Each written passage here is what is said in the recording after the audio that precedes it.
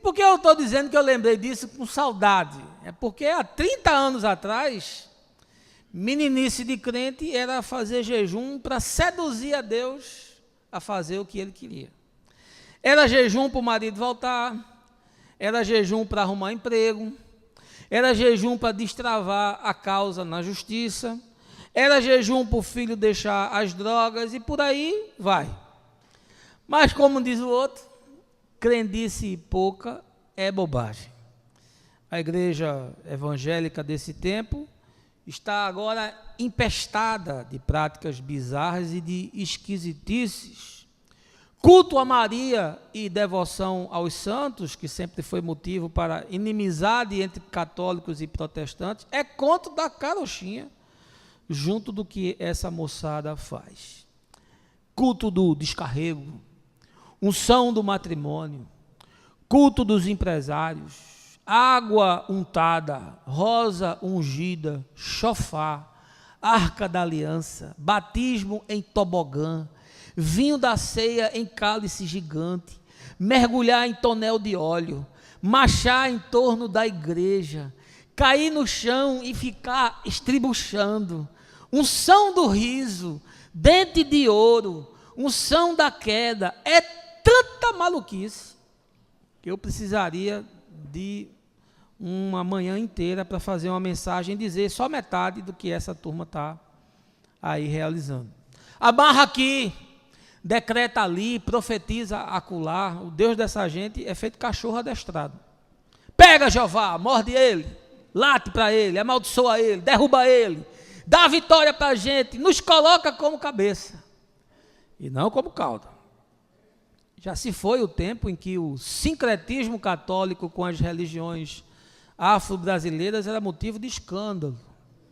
Hoje, nas igrejas do Macedão, dos Hernandes, do R.R. Soares, do Terra Nova e de outros desses aí xerifes da fé, o que se faz em nome de Deus é impensável.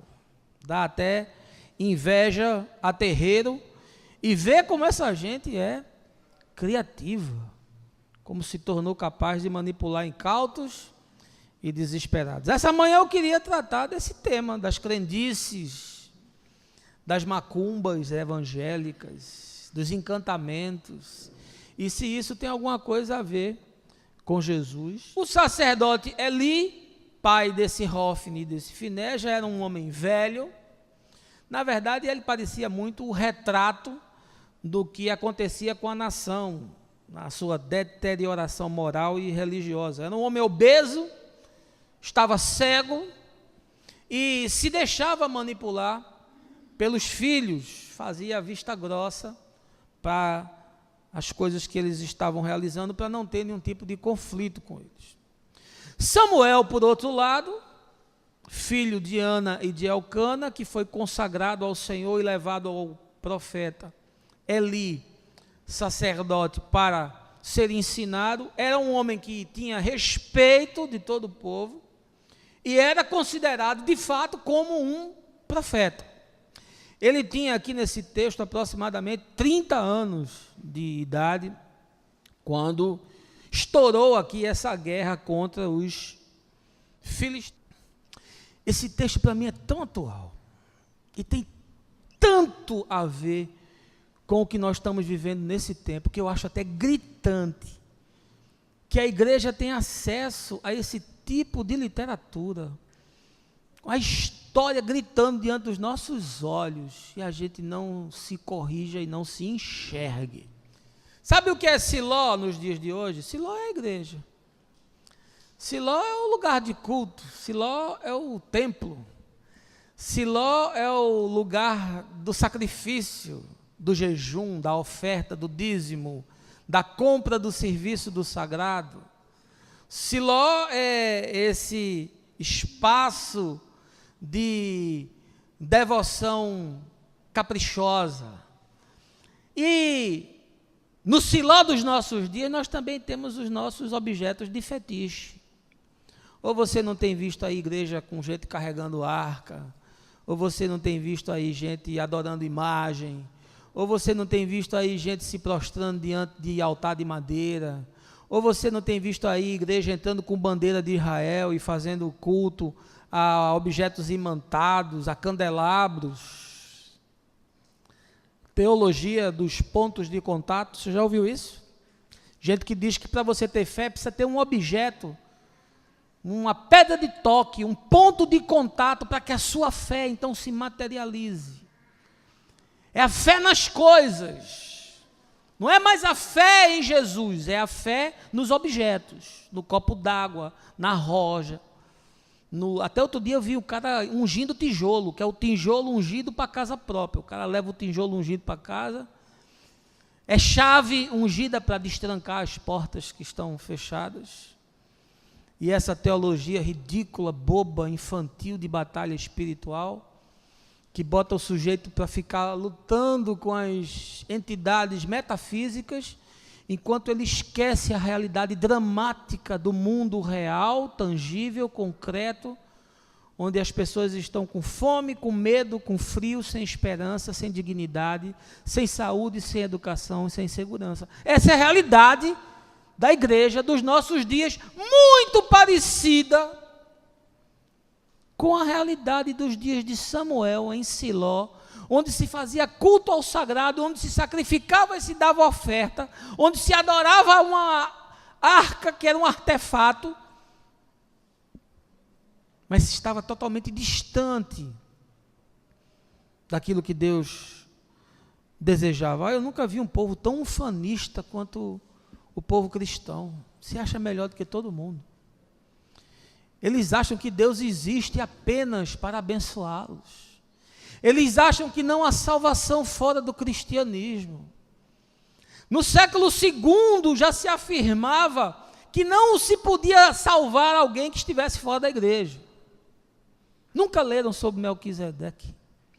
Nunca leram sobre a rainha de Sabá. Nunca leram sobre Jó, que não era um israelita.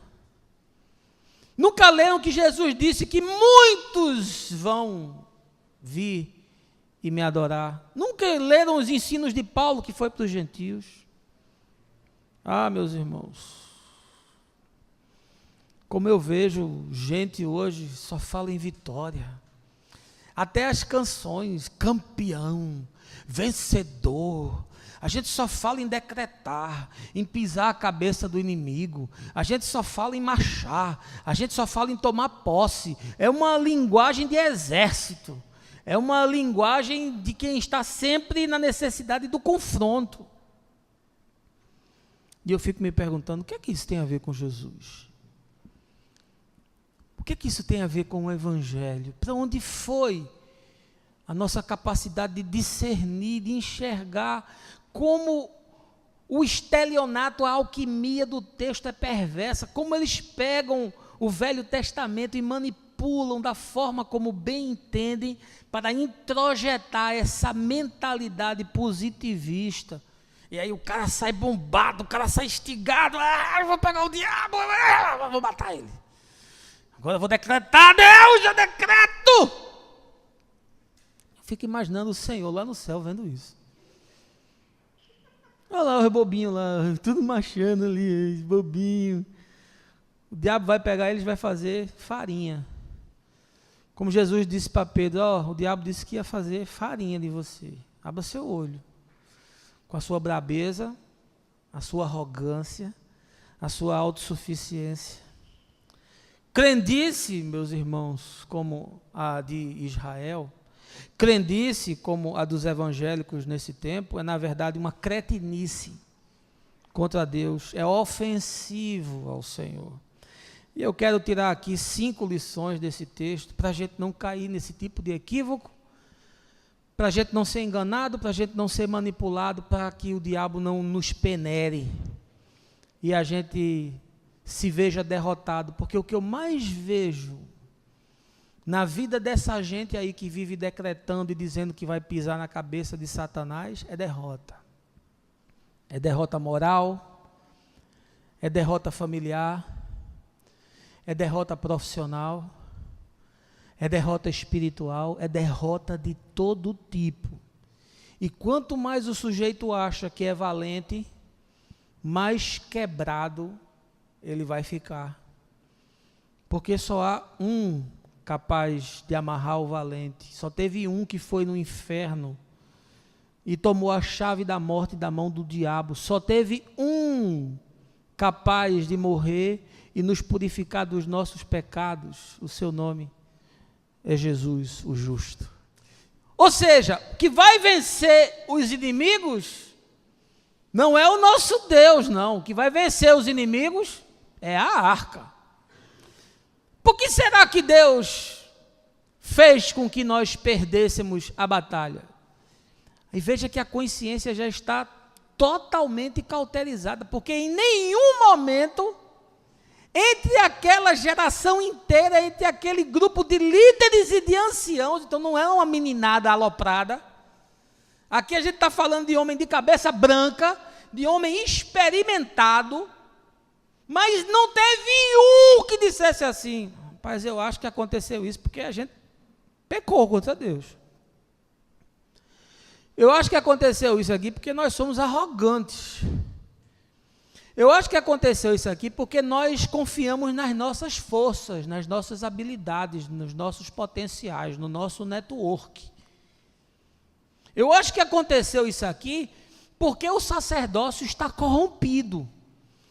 Porque o nosso culto é fraudulento, porque a nossa vida é um estelionato. Porque a nossa devoção é de ocasião. Não teve um que trouxesse essa consciência para os outros. Então todo mundo concordou. É mesmo, a gente perdeu, porque a arca não estava lá. Vamos pegar a arca. Deixa eu lhe dizer uma coisa. Qualquer tentativa de transferir a nossa fé e a nossa confiança no Senhor para qualquer tipo de coisa ou pessoa é pecado.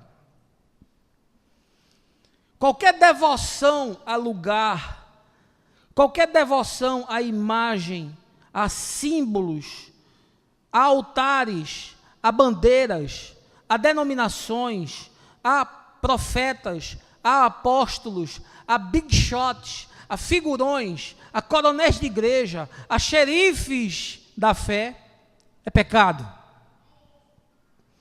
E o texto deixa isso tão claro, porque essa arca era um fetiche. E o pior, não era fetiche só para Israel, não, porque os povos vizinhos tinham medo desse negócio aqui. E o curioso é que quando eles levam a arca, os filisteus roubam essa arca e levam essa arca, o fato deles ficarem com essa arca lá, fez com que explodisse um bocado de tumor e um bocado de ferida, e todo mundo ficou doente. E aí você me pergunta, foi Deus que botou esses tumores na moçada? Óbvio que aqui, diante da percepção do escrito, do tempo, do mundo no qual essa gente vivia, é isso. Mas é óbvio que Deus não fez isso, nem botou tumor em ninguém por causa de um objeto de madeira talhado por artífice. Mas você veja como a força da mente é tão poderosa e a crendice do povo era tamanha que só a presença daquele artefato lá, no inconsciente coletivo das pessoas, adoeceu o arraial dos filisteus inteiro, e todo mundo começou a somatizar e começou a estourar tumor e ferida e pereba em todo mundo. Para aí você ver a força que essas coisas possuem. Por que você acha que essa moçada usa esse tipo de estratégia de ungir chave, ungir vassoura, ungir caneta, ungir chave, ungir lenço, ungir copo d'água? Vocês acham que eles usam isso por quê? É porque isso tem uma força inconsciente, poderosíssima, e você prende o indivíduo naquele objeto de toque, naquela pedra filosofal, e o cara fica colocando a sua devoção na coisa. Por que você acha que as pessoas vão se ajoelhar diante de uma imagem, de uma representação, de uma obra de artífice? Aí você diz, não, mas tem muitos milagres que são testemunhados nessas procissões. É verdade, porque Deus é Deus. Deus é bom. Deus sabe a fragilidade, a inocência, o simplismo, O desejo sincero daquele que estava ali prostrado diante do pau e da pedra e da madeira. Mas quem ensina e quem sabe a verdade e induz o pequenino ao engano, eu não queria estar num lugar desse no último dia, não. Porque a nossa fé e a nossa esperança tem que estar depositada no Senhor. Não confiarei, diz a Escritura, nem em príncipes, nem em filhos de homem, em quem não há salvação.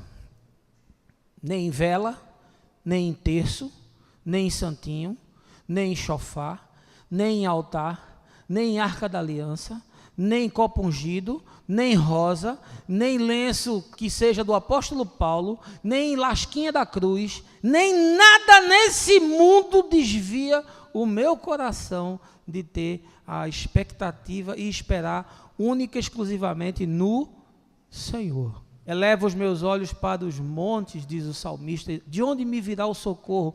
O meu socorro vem do Senhor, nele eu confiarei. Mas os anciãos de Israel, os líderes do povo, gente de cabeça branca, gente que conhecia a história, gente que sabia do poder de libertação do Senhor, colocou a sua expectativa num objeto de madeira e disse: vamos trazer a arca, porque é a arca que vai nos livrar. Como eu já vi gente dizendo, vamos botar o fulano no movimento tal, porque o movimento tal vai salvar ele. Como eu já vi gente dando testemunho, porque depois que eu fiz o movimento tal, a minha vida mudou. Meu Deus do céu, isso é ofensivo a Deus. E nós, como líderes, deveríamos estar corrigindo essas pessoas, dizendo: olha, meu irmão, Deus podia ter salvo você em qualquer lugar, até no banheiro da sua casa. Era só você abrir o seu coração e ouvir a sua voz. O movimento é um instrumento, como qualquer outra coisa, porque Deus não precisa de movimento para salvar ninguém. Porque a salvação está em Jesus, e não no movimento, nem no encontro, nem no evento, nem no acampamento, nem no congresso, nem coisa nenhuma. Porque toda vez que a sua fé é desviada da cruz de Cristo e do seu sangue para objetos, para pessoas ou para eventos, isso é ofensivo e isso é pecado contra. Essa moçada sabe como enfeita a boneca. Assim como a igreja do nosso tempo tem também os seus desfiles, e tem também as suas processionais e as suas procissões, e tem também os seus homens paramentados com vestes reais, competindo com os reis da Idade Média, porque quem conhece a história sabe que cada coisa daquela ali tem um correspondente nos reis medievais. O anel, a cadeira, a cátedra, a capa, a mitra, que é a coroa, cada coisa daquela tem um correspondente. Mas, como os homens gostam dessa parafernália, como os homens gostam de sentar na frente, de estarem expostos no altar, na vitrine. Quando Jesus diz, quando você chegar num canto, sente-se no último lugar, sente-se na última cadeira. Não vá para frente, para você não correr o risco de passar vergonha e alguém mandar você sentar lá atrás. Não, mas a gente gosta de estar na frente, a gente gosta de procissão, a gente gosta de desfile, a gente tem a síndrome do general romano que entrava ali na cidade, no império, e era ovacionado pelo povo. Como a gente gosta disso. Mas o que o texto nos ensina é que as autoridades do povo foram para Siló, foram para o templo, foram para o lugar imantado, foram para a Terra Santa, pegaram os dois bonecos, os dois sacerdotes de mentira, os dois fuleiros, os dois safados, Hofni e Finéias, que comiam as irmãzinhas.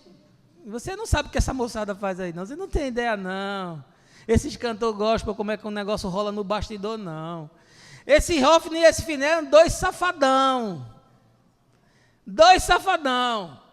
Comia a carne consagrada, subornava, corrompia. Aí pegaram esses dois caras, botaram uma roupinha de apóstolo neles, roupa de bispo poderoso, botaram na frente do exército, botaram a arca e disse: agora eu quero ver se o filisteu vai aguentar a carga. Agora eu quero ver se essa moçada vai segurar o tranco. foram e se lascaram. Morreu todo mundo, pegaram a arca, ainda destruíram Siló e mataram os 2 pirilampos aloprados. Porque Deus não tem parte com essas coisas. Nem profeta, nem rei, nem sacerdote merece qualquer crédito se não andar conforme Jesus e o Evangelho. Qual é o nosso parâmetro? É Jesus. Qual é a nossa chave de interpretação que nós temos ensinado? É Jesus. Você quer saber se uma coisa é de Deus ou não é? Você olha para Jesus. Você não olha para Pedro, você não olha para Paulo, você não olha para Davi, você não olha para Samuel, você não olha para Moisés, você não olha para Elias. Você olha para Jesus. Jesus era um cara emproado, altivo, gostava de sentar na frente, gostava de espaço, gostava de holofote. Não. Era tão comum que quando foram prender, Judas disse, eu vou dar um beijo nele para vocês saberem quem é, porque senão, ele misturado com os outros, ninguém vai saber quem é não. Isaías diz que nele não havia beleza nem formosura. Esse Jesus de Hollywood, com olho azul de Brad Pitt, cabelos louros, com mechas, com ondas, isso é só para Hollywood ver, meu irmão. Era um palestino igual a qualquer outro. Não tinha nada diferente nele, sabe por quê? Porque quando Deus decidiu ser homem, ele queria ser exatamente igual a mim e a você. É por isso que eu gosto tanto do Jesus de Ariano Suassuna no Alto da Compadecida, que quebra todo o arquétipo perverso que a igreja fez questão de manter esse Jesus ariano. Aí vem um negão, Jesus é um negão. Aí fica todo mundo horrorizado. Aquilo é um choque, é uma genialidade de arte. Só Ariano Suassuna podia fazer um negócio desse. Se fosse hoje reescrever, ele botava uma mulher. Para quebrar, para escandalizar. Por isso que Paulo dizia, a pregação da cruz é loucura. É loucura para os gregos ficam loucos, não entendem nada com as suas filosofias, eles não entendem como é que Deus quis ser homem, porque os deuses gregos estavam no Olimpo. Eu tirei uma foto do Monte Olimpo quando eu passei, e fiquei lembrando do panteão grego, e disse, nenhum deus desse grego quis ser homem, mas o meu Deus quis ser homem, um de nós. Botaram lá os 2 aloprados na frente do exército, com roupinha bonita, trio elétrico atrás, cara cantando música gospel, e a galera, agora vai, vamos lá, vamos marchar contra eles, vamos declarar a vitória. Aí os filisteus, venha, venha. Como a gente diz aqui no Nordeste, comeram ele de coco. Morreu 30 mil naquela. Você já foi naquele culto de gritaria, de poder, o povo caindo, o irmão profetizando, gritando, língua estranha. Aí o cara diz assim, é muito poder, meu irmão. Conta-se que o bêbado estava na frente da igreja, e estava esse culto de avivamento, aquela gritaria, aquele negócio todo. Aí um transeunte estava passando, viu aquela confusão, aí chegou para o bêbado e disse, o que é isso aí? Aí ele disse, Deus está operando. Aí o cara disse, mas sem anestesia? É a cru, é? Ah! Você já viu crente orando, meu irmão? Nem o diabo aguenta. Ah, é um bando de aloprado. Como diz o Capitão Nascimento, é um bando de fanfarrão. Você acha que o diabo tem medo dessas coisas? É, meu irmão. Você acha que o diabo tem medo de língua estranha? É. Você acha que o diabo tem medo de um bocado de gente marchando ao redor do templo? É. Decretando que vai cair fogo do céu, vai consumir todo mundo. Você acha que o diabo tem medo disso? Ele fica dando gargalhada, ele está até marchando junto, tirando onda. Deixa eu lhe dizer uma coisa. Quando a arca chegou no meio da moçada, a turma ficou louca. Disse, agora vai. Chegou o nosso canhão de raio laser. Quando abrir essa tampa, vai torar a cabeça dos filisteus. Você lembra daquele caçador da arca perdida? Né? Quando o cara abriu a tampa da arca, matou todo mundo. Agora vocês vão ver, a nossa ponte 50 chegou, vai torar todo mundo. Bota aí, bota para quebrar, Jeová. Aí os 2 caras paramentados, vamos embora, moçada, bota para roubar, vamos gritar, povo de Deus. Ah! Você já viu isso, não? de guerra, e os bestas, eu acho que Jesus no céu fica olhando, que é isso? Quem foi que ensinou isso para eles? O apóstolo Paulo fica assim, eu não fui eu. Pode conferir, eu nunca ensinei eles a fazer essa macaquice. E o pior não foi isso não, a gritaria foi tão grande, que os filisteus ficaram com medo, meu irmão. Quando viram a confusão, aí vai lá ver o que é. Meu irmão velho, trouxeram aquela arca doido, botaram lá, a gente está lascado. Ficaram com medo. Sabe por quê? Por causa da crendice. Crendice. Maluquice. E o povo lá achando que aquela porcaria ia salvar eles. E lá, aquela gritaria, aquela festa, aquele carnaval. E o cara ainda diz assim, o culto foi uma bênção. Foi uma bênção. Você quer saber o que é que interessa a Deus? É mudança de vida. O que roubava, não roube mais. O que mentia, não minta mais. O que defraudava, não defraude mais. O que manipulava, não manipule mais. Mudança de vida. Porque carisma sem caráter é tapiação. Mas como a igreja gosta de carnaval. Você vai nos cultos por aí, o cara faz um negócio mesmo. É um carnaval. É louvor de guerra. É arca da aliança entrando dentro do templo, é luz piscando, e os crentes gostam, e grita, e roda, e cai, é unção do riso, e é não sei o quê, e o cara, mas como o crente gosta desse negócio? Bando de menino bobo, que não tem nenhuma consciência, nem nenhuma consistência no evangelho, que acha que avivamento é gritaria. Mais gritaria do que se tem na igreja hoje, bem possível. E tem algum avivamento acontecendo no Brasil? Avivamento é o que muda as estruturas da nação. Avivamento é quando há quebrantamento, como houve lá na cidade de Nínive. Não teve gritaria ali, não. Jonas não saiu gritando, não, dando tiro para cima, estribuchando e falando em língua estranha, não. Ele declarou que havia pecado no meio daquela gente e eles se converteram, porque o avivamento não era sintético, era produzido pelo Espírito Santo. E quando o avivamento é produzido pelo Espírito Santo, há mudança de vida. Desconfie desse tipo de negócio. Primeiro que o Espírito Santo não é escandaloso, né? O Espírito Santo não é histérico. Há certas manifestações que você olha e você vê que é carne pura. E você vê que é manifestação catártica. Você vê que o sujeito precisa de psiquiatra. E o povo fica dizendo uma bênção. Irmã fulana é uma bênção. Quando ela começa a rodar feito um peão, é negócio de Deus. Meu irmão, você é a pessoa, o apóstolo Paulo rodando feito um peão. É a pessoa, Paulo rodando feito um peão. E por que a gente estimula esse tipo de coisa no nosso meio, nas nossas reuniões? Você aqui não roda feito peão, não. Não rode não, que eu pego você e dou um tranquilizante em você, uma injeção de cardenal. Avivamento é outra coisa. É por isso que esses caras foram para a guerra e morreu todo mundo. Porque tinha euforia, tinha alopração, tinha histeria, tinha catarse, mas não tinha poder. Não havia consistência, porque não havia consciência.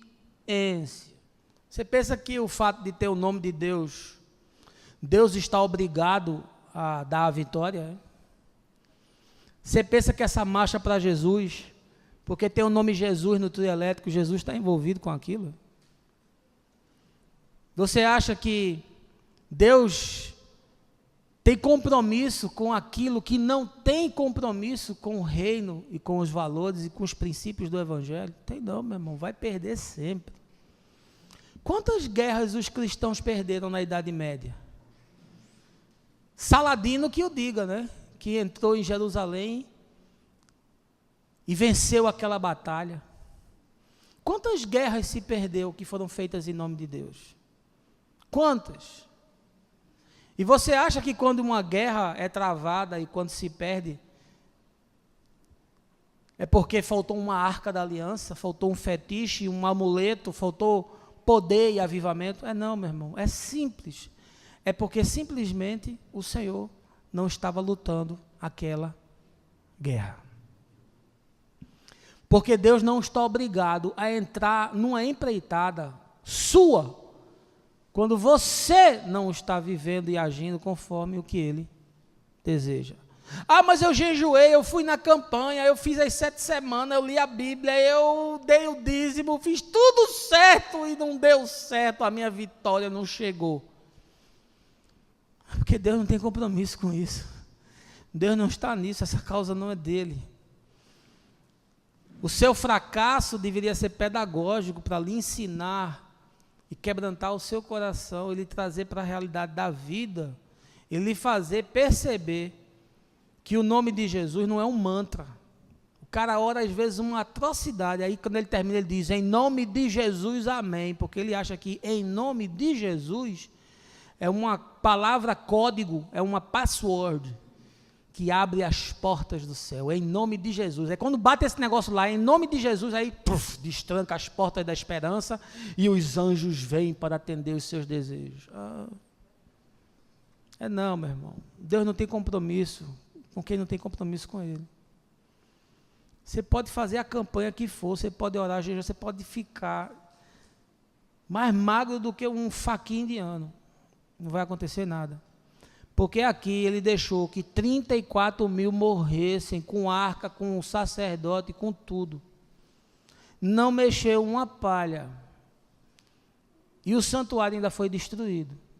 Assim como nós vemos em outros textos, o templo sendo destruído pelos assírios, depois pelos babilônicos. E Deus não mexeu uma pedra, e depois, no ano 70, pelos romanos. Porque aquilo não tinha compromisso com ele.